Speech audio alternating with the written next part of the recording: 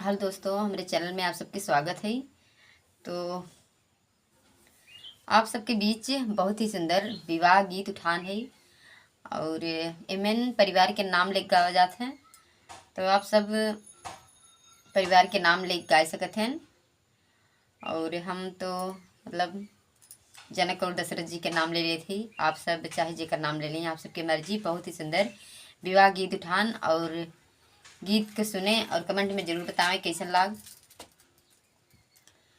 कहाँ से जोगी आई है, कहाँ रे जोगी जई है, कहाँ रे जोगी जई है। जोगी के करे दुआरे आसन मरी है। जोगिया जैसे राजा जोगी के करे दुआरे आसन मरी है। जोगिया जैसे राजा अयोध्या से जोगी आई है, जनकपुर जई है, जनकपुर जई है। आरे जनक दुआरे आसन मरी है। जोगिया जैसे राजा अरे जनक दुआरे आसन मरी है। जोगिया जैसे राजा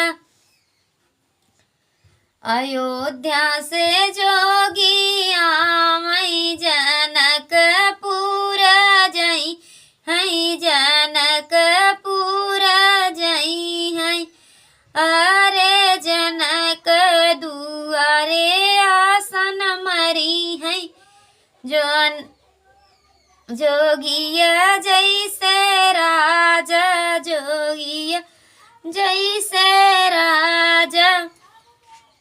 देवड़ी पे ठाड़ी कामन देई, देवड़ी पे ठाड़ी सीता भैया बोला मई, तो भैया बोला मई।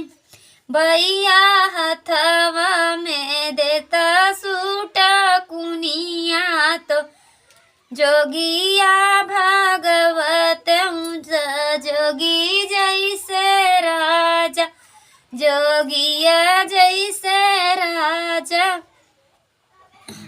अरे अरे बहिनी सीता अदेई तोरी माता मारी, तोरी माता मारी।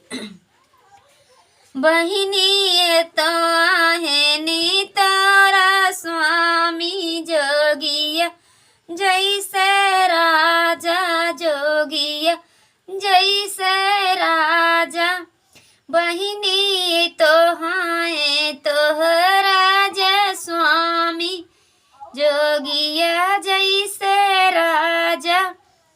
बहिनी तो हाय तो रे स्वामी, त कैसे भागई बू जोगिया जैसे राजा,